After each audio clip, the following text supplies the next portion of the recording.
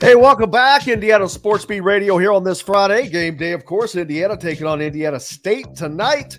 Purdue has back at it as well on the road this week, taking on the Virginia Tech team that before the season I would have easily expected, not easily, I would have confidently picked Purdue to win that game. I picked them to win last week. A little surprised, not shocked, but surprised to see them lose that game. But it wasn't like they lost to just anybody. But that's not a great start for the Walters era. Not what they wanted for certain, as now they go on the road. I agree, and the biggest difference last week was the defensive secondary. They really seem to struggle in coverage. They play a lot of one-on-one, a lot of man-to-man, and they just got beat on a lot of plays. There were some missed assignments, you could tell. And then the biggest difference was in the third quarter. Purdue ran the opening kickoff back for a touchdown. They get a 3-and-out. So they're up 11. They've got the ball. They have a good drive going, and they go down and miss a field goal. And from that point, Fresno really controlled the game. Purdue was pretty awful on third downs. I think Fresno finished 11 of 17 on third down. Defense couldn't get off the field, and then by the time they had 2 touchdown drives to take the lead, the defensive line especially had just worn down, and then they were starting to get that running game going. They were moving the clock a bit, and everything just kind of turned towards Fresno State. And I know Purdue had a chance. They got the lead back very late, but it was almost they scored too quickly because Fresno, I think they needed 3 minutes to go down and get their game-winning drive going. So, I mean, very frustrating, but it's not like they were that far off. And if this is the worst secondary performance that you're going to get of the season, I think things will be okay in the long run. JD, I'm not sure if you got to watch that game or not last week. It was entertaining for certain. Yeah. Mm-hmm. I'm a West Coast guy, so I'm very well aware of Fresno State. And I know each year they're playing teams in the old Pac-12, as I'll call it now, and they're seasoned and they've always got good talent there. But the thing that I would like to know with a new head coach, how did he handle losing? Obviously, you've worked with other head coaches and you see how people what was his demeanor and what was his message after the game? Because people obviously did think, Fresno State, Purdue's going to roll, and they didn't. But I'm always interested to see how a new head coach handles that type of adversity, especially right out the get-go.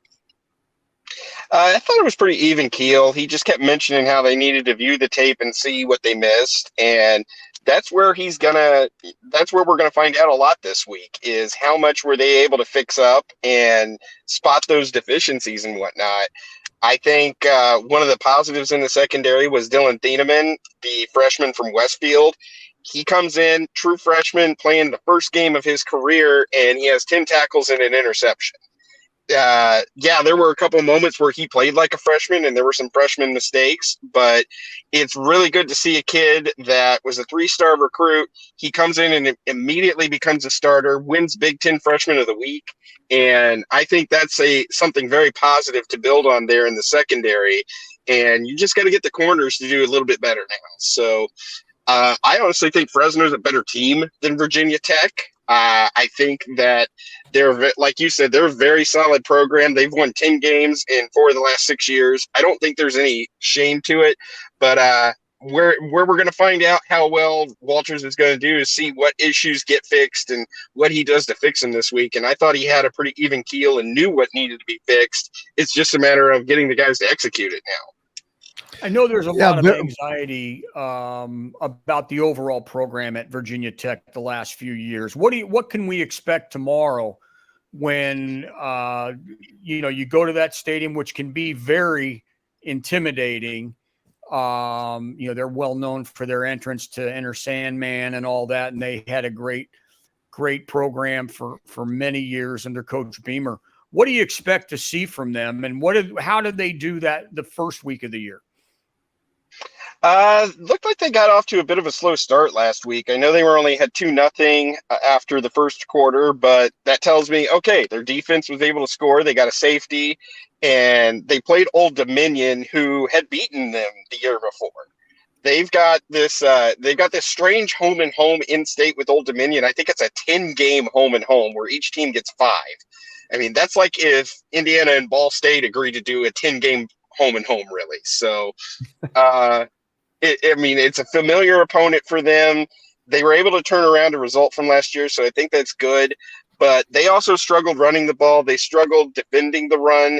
They gave up over 200 yards on the ground. So I think it's going to be key for Purdue to establish Devin Mockabee, for Tyrone Tracy, for Dylan Downing, and hold on to the ball a little bit longer.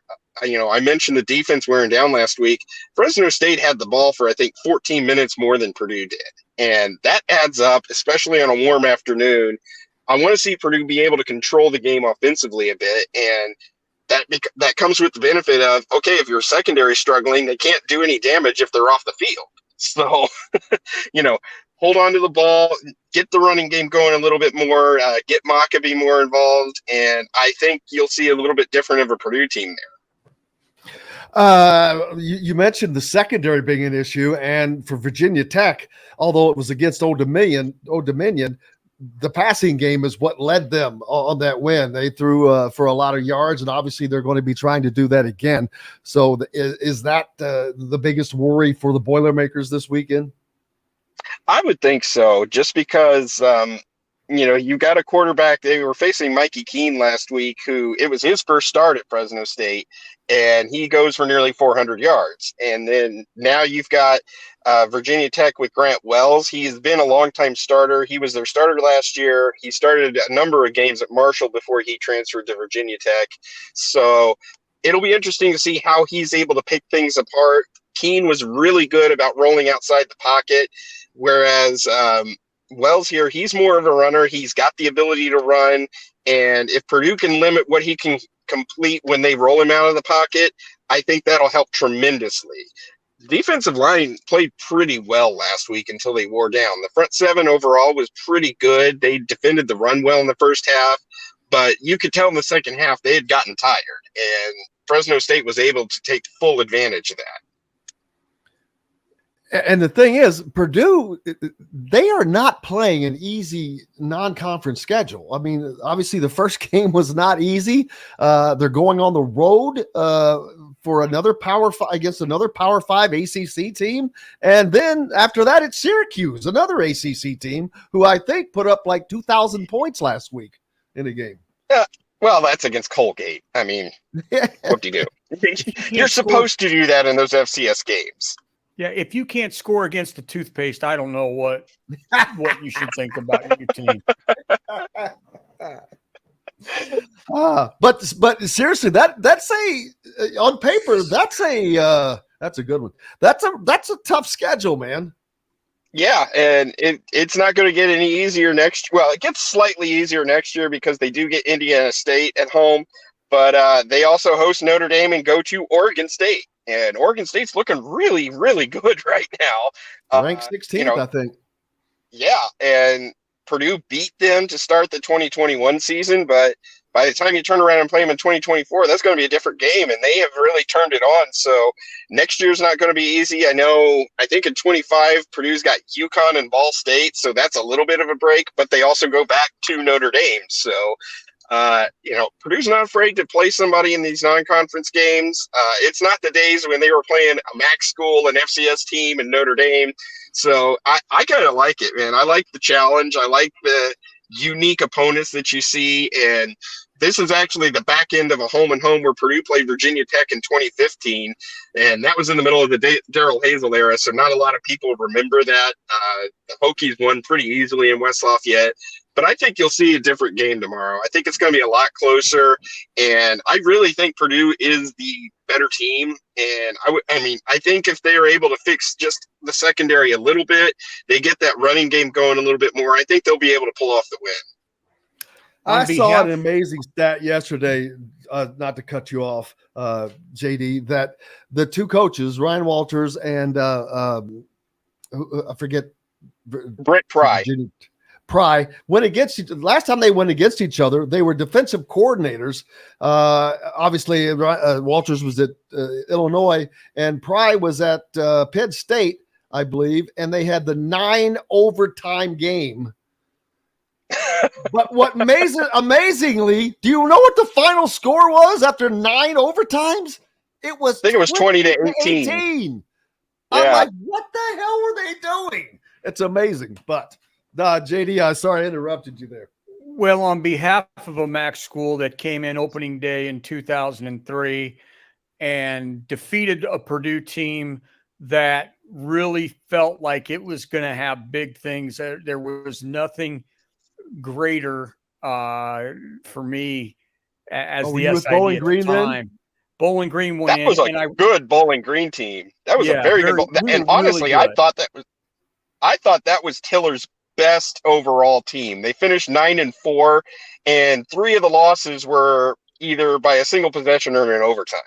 To me, that was Tiller's best team. They lost in overtime at Ohio State, and if they win that game, they go to a BCS bowl. So that was a phenomenal team. Had a great. Can you imagine defense.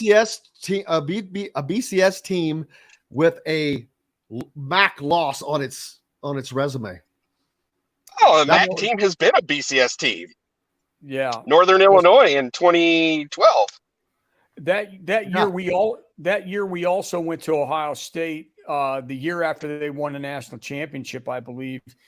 And we were driving to tie the game. But my favorite thing, I had not lived in Indiana at the time. I was in Ohio, and I was down in the end zone. We go down about last 5 minutes because you never know what's going to happen. I don't even think the game was televised. But all I remember is the Purdue students yelling at us, and they were stunned when we completed a pass on 4th down in the end zone. And I just turned around and I said, "Hey, don't worry. Hunting season starts next week anyway." And back when I was young and a smart aleck, now I wouldn't say anything. But yeah, I mean, that's what I'm saying. That's what I'm saying about this time of year. It's really hard to know exactly how a team is going to react, either after a loss or playing a team that maybe on paper it's favored to beat, because we don't know what young people are thinking.